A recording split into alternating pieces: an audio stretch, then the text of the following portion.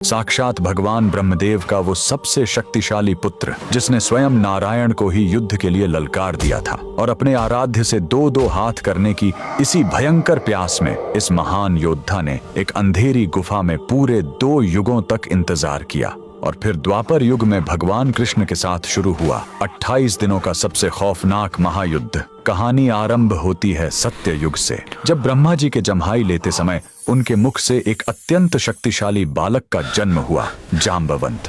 ये साक्षात ब्रह्मा जी के मानस पुत्र थे, जिनके अंदर 100 करोड़ शेरों की ताकत थी। ये ब्रह्मांड के इकलौते ऐसे योद्धा थे जिनकी ताकत स्वयं हनुमान जी के बराबर थी।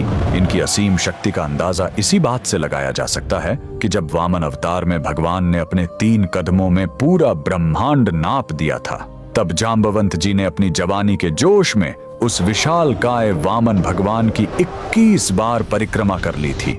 फिर आया त्रेता युग। जाम्बवंत जी ने भगवान राम की सेना का साथ दिया। पूरे रामायण काल में साक्षात नारायण के अलावा कोई ऐसा पात्र नहीं था जो जाम्बवंत जी से युद्ध लड़ सके। ये वही थे जिन्होंने हनुमान जी का मार्गदर्शन किया और उन्हें उनकी भूली हुई शक्तियों की याद दिलाई। लंका विजय के बाद जाम्बवंत जी ने अपने आराध्य श्री राम को ही युद्ध के लिए चुनौती दे दी। भगवान राम मर्यादा पुरुषोत्तम थे, इसलिए उन्होंने मुस्कुराकर कहा, इस युग में नहीं ऋक्षराज, जब मैं द्वापर युग में कृष्ण बनकर आऊंगा तब तुम्हारी ये युद्ध की इच्छा जरूर पूरी करूंगा। बस इसी एक युद्ध के इंतजार में जाम्बवंत जी गुजरात के पोरबंदर में स्थित राणावाव की इस खौफनाक गुफा में चले गए और युगों तक अपने प्रभु का इंतजार करने लगे। समय का पहिया घूमा और द्वापर युग आ गया। एक दिन भगवान श्री कृष्ण स्यमंतक मणि की खोज में जंगल में भटकते हुए उसी अंधेरी गुफा के अंदर पहुंच गए। वहां उन्होंने देखा कि जाम्बवंत जी की पुत्री उस चमत्कारी मणि से खेल रही है। जैसे ही कृष्ण ने मणि लेने की कोशिश की,